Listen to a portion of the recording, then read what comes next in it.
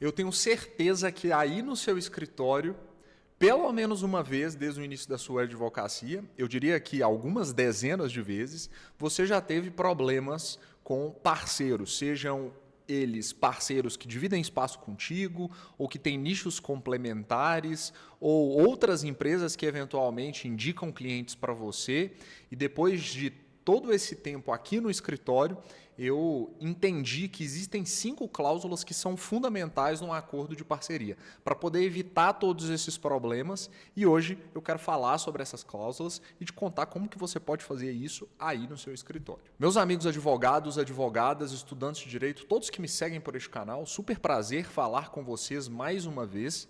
No vídeo de hoje eu quero conversar sobre essas cláusulas ou sobre essa estrutura que precisa necessariamente permear os seus contratos de parceria. É bem verdade que grande parte dos escritórios, pequenos e médios, desconsideram a capacidade de parcerias bem feitas, de políticas de parceria bem estruturadas, que são, evidentemente, um canal de receita adicional para o seu escritório, tanto no momento de receber as parcerias, quanto no momento de fazer as indicações. Antes de começar a falar dessas cláusulas especificamente, você pode ser aluno do Caixa Preta da Advocacia, que é a maior e melhor comunidade de advogados do Brasil. Eu vou deixar um link aí com descontão que nenhum outro professor do Caixa tem, isso eu garanto a vocês. Lá vocês terão aulas com professores super gabaritados, como a Mariana Gonçalves, que todo mundo conhece aí na internet, e a professora Laura Brito.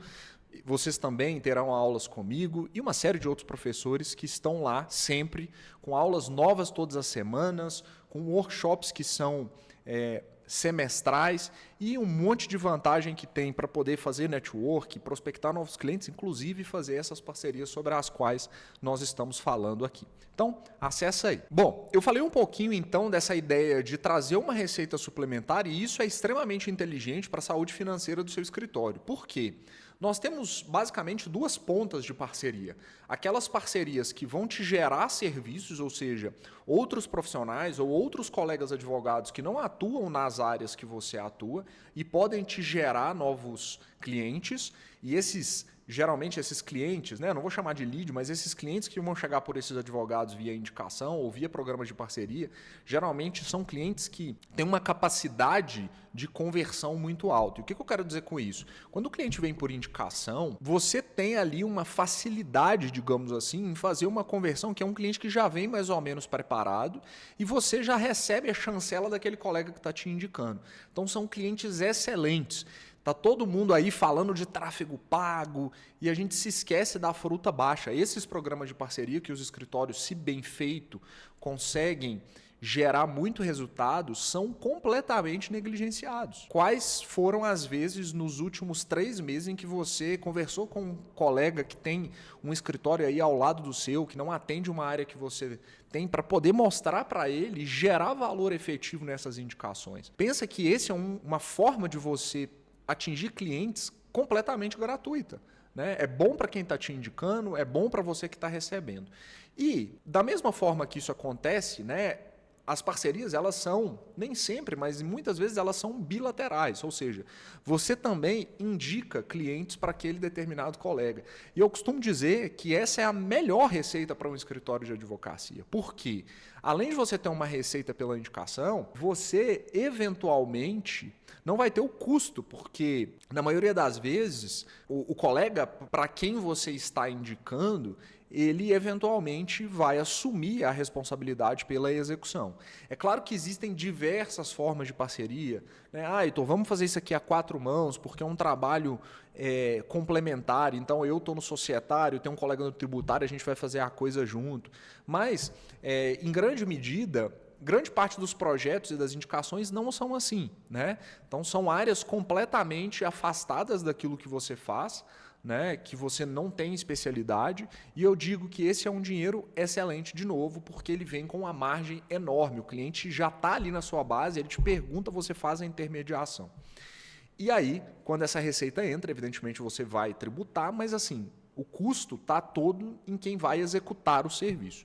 Eu, particularmente, gosto demais. Aqui no escritório, nós temos por política fazer ótimas parcerias, né? A gente gosta de remunerar os nossos parceiros adequadamente e a gente também gosta de receber essas indicações. O que nós precisamos tomar cuidado, e a gente começa a dizer, é que essas parcerias muitas vezes são mal desenhadas, né? Não existe uma clareza com relação a isso, e vez ou outra, quando a gente cai nessa oficiosidade, a gente não tem muita dimensão de como que isso vai ser. Então eu quero começar a falar da parceria, antes de falar das 5 cláusulas, sobre a seguinte perspectiva. Eu odeio e eu acho completamente inviável parcerias em que a receita é dividida pela metade, caso não haja um trabalho conjunto e contínuo. Eu escuto essa conversa há muito tempo, eu te indico o cliente, vamos dividir essa receita. Pessoal, isso é uma loucura empresarial. Né? Mesmo que sua margem seja muito grande, por que você dividiria a receita? Se você cobra 10, por que você vai dar 5 para alguém que vai fazer a intermediação? Seria basicamente alguém que vai vender um imóvel e paga 50% do valor do imóvel para o corretor. Não tem razão de ser. Então a primeira coisa que a gente precisa fazer é dar um passo atrás e entender qual é a nossa margem de lucro naquele determinado contrato, para que aí sim, se a gente não tiver clareza, a partir do momento que a gente tiver clareza, a gente conseguir estabelecer para aqueles determinados tipos de serviço um percentual de indicação adequado. E aí eu vou dizer o que eu gosto de receber e o que eu gosto de pagar, tá? Porque pau que dá em Chico, dá em Francisco. Heitor, você exige, né, o escritório exige 50% para as indicações feitas e paga só 5%, também não faz sentido. Tem que ser algo como a gente aprendeu lá no direito civil, precisa ser algo sinalagmático e, mais do que isso, precisa ser proporcional. Uma remuneração bem adequada, ela vai gerar ali em torno de uns 15%, é muito bem pago. De novo, senão quem está pagando vai ficar contrariado, quem está recebendo vai ficar muito feliz se for muito diferente disso. E negócio tem que ser bom para os dois lados. Perfeito? Então pensem muito bem na hora de estabelecer esse percentual de remuneração. Aí a gente pode brincar se vai ser sobre o líquido, se vai ser sobre o bruto, enfim, mas isso é tema para um outro vídeo. A primeira coisa, então, e a primeira cláusula que precisa constar do seu contrato de parceria é uma definição, e eu fiz uma colinha aqui, de escopo, exclusividade e conflito de interesse. Pode ser que em processos específicos você indique um escritório que atenda a áreas correlatas à sua. Então precisa ficar claro nessa parceria que é para uma área específica. O que eu já vi acontecendo dezenas de vezes? Um escritório indica um cliente trabalhista hipoteticamente e depois aquele escritório que foi indicado no trabalhista quer fazer uma prospecção no empresarial. Só que eu que faço empresarial, o cliente já é meu cliente no empresarial. Né? Então eu vou ter um conflito de interesses com relação a esse cliente.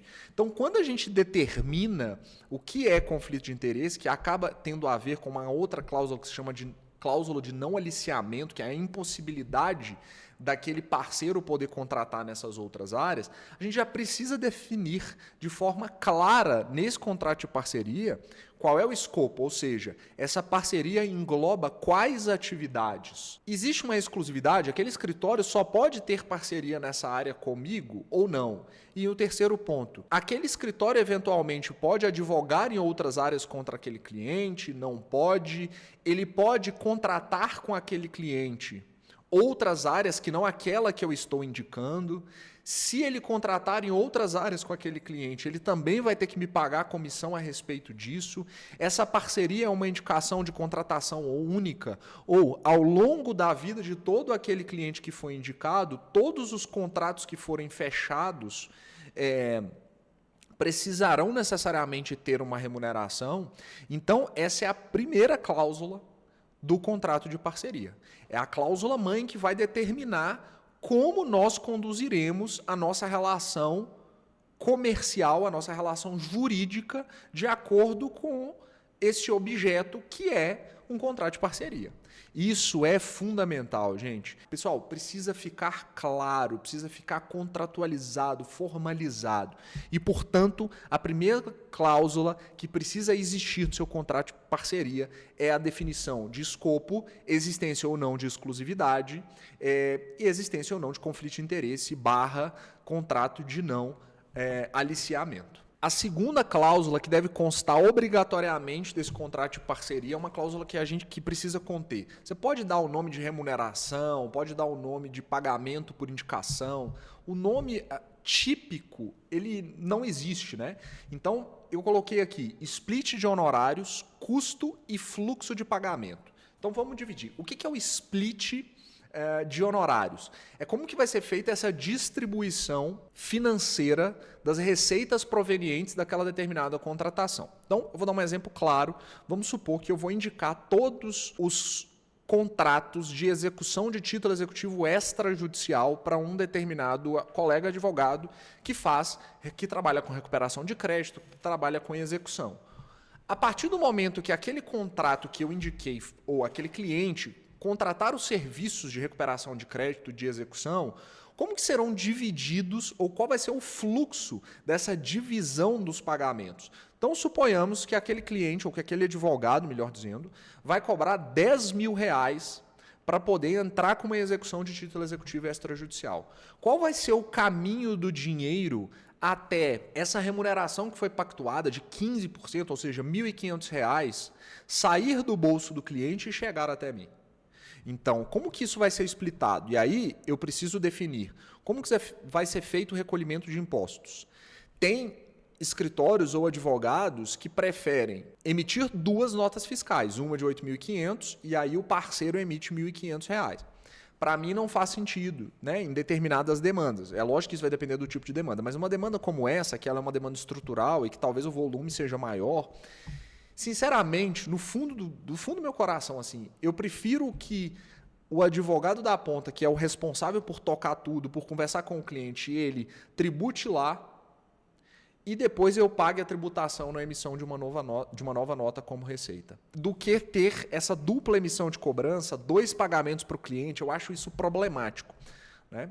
Então, tanto o split de honorários quanto o fluxo de pagamento precisa constar. Com relação ao fluxo de pagamento, qual é a periodicidade que esses pagamentos serão feitos? Com quantos dias, a partir do pagamento do cliente para o meu parceiro, ele irá me repassar esses R$1.500, que porventura remunerarão essa indicação que foi feita? Isso precisa estar previsto, para não ficar aquela conversa, esse mês não deu certo, esse mês meu financeiro não paga mais. Não, depois eu emito a nota fiscal. Percebe que toda essa oficiosidade, esse comportamento amador, né, gente, ele gera essas conversas que não se transformam em receita. Então, para a coisa virar dinheiro, esse programa precisa ser bem estruturado. A gente precisa ter etapas a serem cumpridas, né? Porque aí fica bom para quem está recebendo o cliente e fica bom para a gente também. E o terceiro ponto a respeito dessa cláusula é com relação a custos. Como serão assumidos os custos da execução deste trabalho? Naquele primeiro cenário que eu disse, em que eu repasso o cliente todo para o meu parceiro, os custos, na minha perspectiva, eu prefiro receber um percentual menor, são assumidos completamente por ele, assim como a execução do trabalho. Agora, num trabalho de 4 mãos, aí a gente vai fazer uma divisão com relação aos custos empenhados para poder executar aquele determinado serviço. Então, imaginem vocês que se a gente for fazer, por hipótese, um planejamento ou uma estruturação empresarial, em que nós vamos passar por todas as etapas, do societário ao trabalhista, ao tributário, à parte civil de revisar contratos, à Lei Geral de Proteção de Dados. Então, se a gente não tiver uma equipe multidisciplinar, a gente vai precisar plugar parceiros aqui dentro. Então, precisamos ter um desenho de custo. Quem vai ficar com o quê? E a terceira cláusula vai se chamar responsabilidade técnica, papéis e limites de responsabilidade. Vocês sabem que eu sempre faço a minha cola aqui e a gente vai conversando. Precisa ficar claro em cada um dos modelos de parceria de quem é a responsabilidade por tocar aquela determinada demanda. Porque acontece bastante, e eu sei que já aconteceu com vocês, às vezes o advogado faz a indicação e o cliente começa a te mandar mensagem dizendo, olha, eu contratei aquele advogado que você me indicou e ele não me responde, o que está acontecendo com o processo? E aí você está recebendo 5%, 10% porque você não queria tocar naquilo e no final do dia a responsabilidade está ficando contigo. Repito, eu particularmente não gosto dessas parcerias em que a gente fica cheio de dedo para dizer, olha, eu vou fazer a parceria, mas tem que ser com a cara do meu escritório, é um negócio meio white label, só eu posso falar com o cliente, você não pode aparecer. Eu não gosto, tá? Eu gosto assim, ou a gente toca internamente, ou a gente indica para o parceiro, ele assume a responsabilidade, assume os riscos, paga aquilo que o nosso acordo de parceria estabelece e ponto final. E, portanto, essa cláusula precisa constar expressamente que em cada modelo de parceria, como se dará essa responsabilidade, né? Se vai ser a 4 mãos, o que vai acontecer, e se vai ser essa indicação em que a parte vai tocar completamente, você vai se comunicar isso com o cliente. Olha, não faço essa área, vou te indicar uma pessoa, falarei com ele, se você quiser eu participe inclusive dessa primeira reunião, mas depois a responsabilidade é integralmente com ele, a contratação é com ele, é tudo feito diretamente com ele. Cláusula número 4, confidencialidade e Lei Geral de Proteção de Dados. Precisa ficar claro como que se darão as tratativas relacionadas às informações. Eu estou cansado de ver no escritório parceiros que começam a tentar fazer o atendimento e a coisa não dá certo. Aí ele pega todas aquelas informações, todos aqueles documentos e despeja na gente antes mesmo da gente ter contrato com o cliente. Não, pera lá. Existe uma responsabilidade do advogado com o cliente em termos de confidencialidade e, segundo, eu tenho impedimentos legais a respeito do compartilhamento de dados pessoais. Então, essa parceria também precisa estabelecer, eventualmente, quais são essas condições. Se o advogado que está compartilhando essas informações tem base legal para poder fazer isso, se ele tem a autorização do cliente para poder compartilhar essas informações que são confidenciais. Então, isso é fundamental e isso já pode sair de plano do seu contrato de parceria. E aqui uma dica bônus, né? O que a gente faz no escritório? A gente tem um contrato padrão de parceria em que a gente assina com aqueles advogados parceiros e depois a gente vai fazendo pequenos aditivos para cada contratos que são indicados. Então, a gente tem um aditivo ali de uma página dizendo, ó, tem o cliente tal, esse aqui nós estamos indicando, o modelo de remuneração é aquele que está lá, mas esse é o fechamento financeiro disso, e a forma de pagamento está aqui. Então, é uma página e resolve muito bem a situação e a gente tem um documento matriz que vai regular, evidentemente, todas essas outras questões sobre as quais nós acabamos de falar. Cláusula número 5 eu vou chamar aqui de governança e SLA. SLA basicamente é um acrônimo, né, em inglês que tem a ver com o tempo de resposta daquele determinado parceiro, tanto para o cliente quanto para o escritório. Rotineiramente, como nós temos um mapeamento, e esse mapeamento é simples, não precisa achar, isso aí é coisa de escritório grande. Pessoal, não é. É coisa simples, se vocês usam um sistema, ou pode ser feito por planilha, de tempos em tempos, aqui no escritório a gente faz a cada 6 meses, a gente faz o mapeamento das indicações, tanto que nós recebemos, quanto as indicações que nós fornecemos e a gente faz uma análise com os nossos clientes para poder entender se teve alguma reclamação, o que eles acharam do serviço, se a coisa está fluindo bem e também a gente faz uma análise do próprio parceiro, se os pagamentos foram feitos adequadamente, se ele deu uma de engraçadinho e tentou passar a gente para trás, né? Então a gente mantém essas conversas ativas para, de novo, a gente fazer parceria com aquelas pessoas que a gente acredita que são parcerias valorosas e parcerias que são boas para os nossos clientes. Afinal de contas, a nossa ideia no escritório, e deveria ser a ideia de todo mundo, resolver o problema das pessoas. E, portanto, mesmo que eu não faça trabalhista, mesmo que eu não faça tributário, nós temos parceiros que entregam serviços de alta qualidade. E eu tenho uma mais pura confiança de que a partir do momento em que a gente chancela aquele determinado parceiro, ele precisa oferecer soluções para aquele determinado cliente para tentar, pelo menos, resolver aqueles problemas que foram propostos, né? Cumprir com qualidade e eficiência aquilo que ele foi contratado para poder fazer, assim como a gente tem como rigor aqui no escritório. Bom, isso é o que eu tinha para hoje. Deixa aí nos comentários se tem alguma dessas cláusulas aqui que nós sugerimos que você vai usar aí no seu escritório, se você já conhecia essas cláusulas, se faz sentido para você e se tem alguma outra cláusula que você utiliza aí, que pode também ajudar as outras pessoas que estão seguindo por aqui. Não se esquece de se inscrever, um grande abraço e até a próxima semana.